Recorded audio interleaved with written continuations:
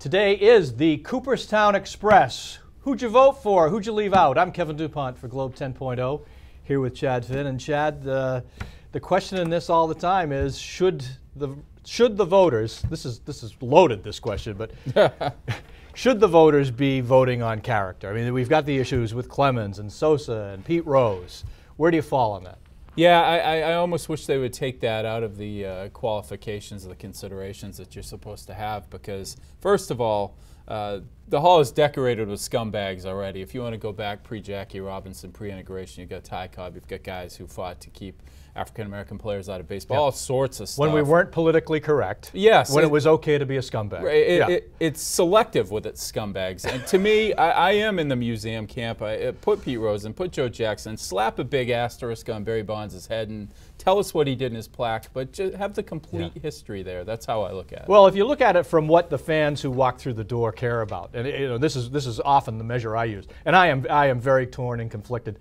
Not a man without opinion, but I'm conflicted on this. But if you look at halls of fame to be places where people go to remember the game, see their favorite players, then I say they're all in. Right. Every one of them. Pete Rose, all of them, because that's what these are. They're businesses to get people through the door to pay money. Yeah. It's not for the benefit of the game. It's not for the benefit of those players. It's a form of entertainment. Now, that said, I understand the issues with all these things. Yeah. And I, for years ago, said the baseball writers should be out of this business. I think all writers should be out of all businesses in terms of awards, halls of fame. I think that it's long past and good that the association between media and the pros has been dissolved. Right. Should have been. Right. Should have been long ago. I would say of all of them, Pete Rose is my hardest one to keep out.